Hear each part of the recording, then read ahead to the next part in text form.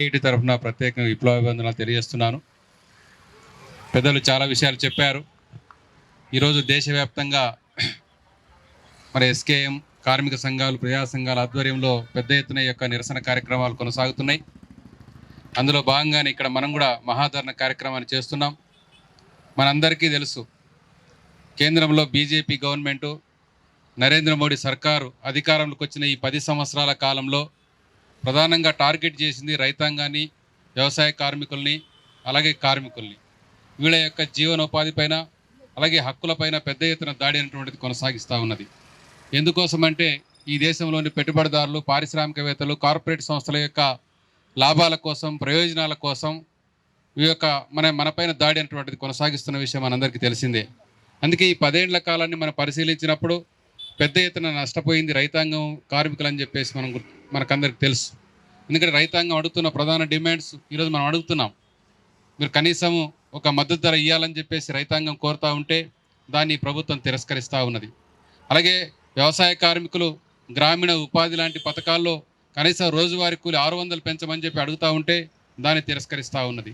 అలాగే కార్మికులు, పారిశ్రామిక కార్మికులు, అసంఘటిత కార్మికులు అంటే భవన నిర్మాణ కార్మికులు, ట్రాన్స్పోర్ట్ కార్మికులు, హమాలీ కార్మికులు, బీడీ కార్మికులు, లేకపోతే ఇండస్ట్రియల్ వర్కర్స్ లాంటి కార్మికులు కూడా కనీస వేతనాలు అడుగుతూ ఉన్నాయి. ఈరోజు పెరిగిన ధరలకు అనుగుణంగా చూస్తూ ఉంటే నెలకు కనీసం 26,000 రూపాయలు నిర్ణయించమని చెప్పేసి కార్మిక వర్గం కోరుతూ ఉన్నది.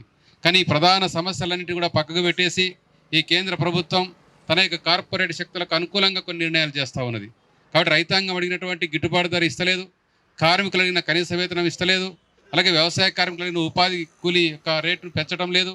పైగా మనందరికీ అందరూ అడుగుతున్నది ఈ యొక్క విద్యుత్ సవరణ చట్టాన్ని ఉపసంహరించుకోవాలి, ఈ కరెంటును ప్రైవేటీకరించొద్దని చెప్పేసి పోరాడుతూ ఉంటే దాన్ని ప్రైవేటీకరించడానికి సీరియస్గా ప్రయత్నం చేస్తూ ఉన్నది.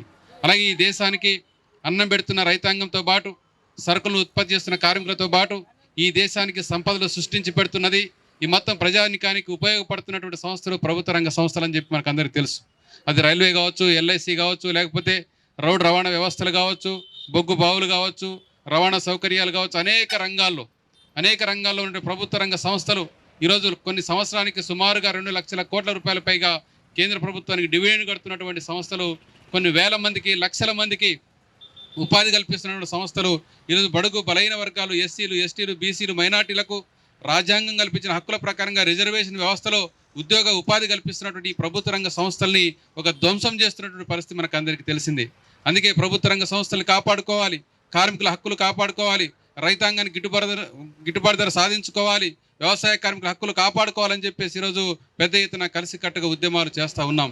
ఈ పోరాటంలో కార్మిక వర్గం మనం చూసాం. మన ఫిబ్రవరి 16వ తేదీ నాడు దేశవ్యాప్తంగా మొత్తం కార్మికులందరూ కూడా ఒక ఐక్యంగా అన్ని ట్రేడ్ యూనియన్లు ఈ రాష్ట్రంలో ఐఎఫ్టీలు, సిఐటి, ఏఐటీసీ, ఐఎన్టీసీతో సహా అన్ని కార్మిక సంఘాలు కలిసి పెద్ద ఎత్తున సమ్మె కార్యక్రమం కూడా మనం చేశాం.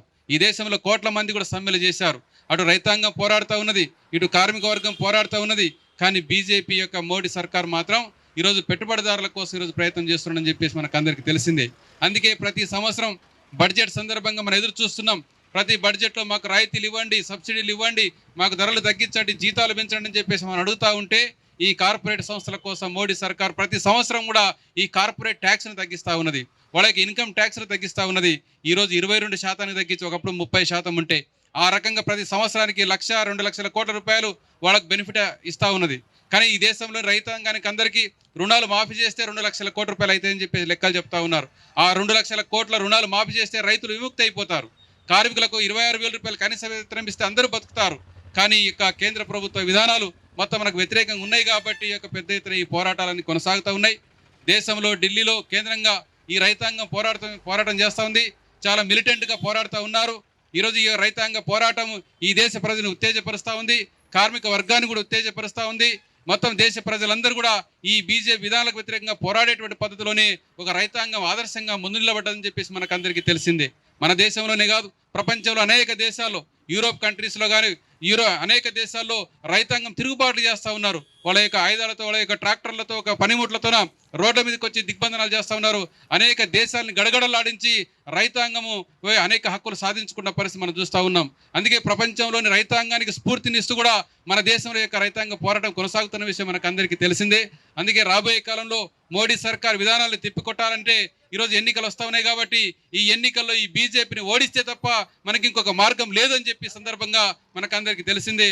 అందుకే రాబోయే కాలంలో అందరం కలిసికట్టుగా ఐక్యంగా కార్మిక కర్షక ఐక్యతన ఈ ఉద్యమాలు కొనసాగించాలని ఈ మహాధర్నా సందర్భంగా మొత్తం దేశవ్యాప్తంగా పోరాడుతున్నటువంటి రైతాంగానికి కార్మిక వర్గానికి సంఘీభావాన్ని తెలియజేస్తూ సెలవు తీసుకుంటున్నాను.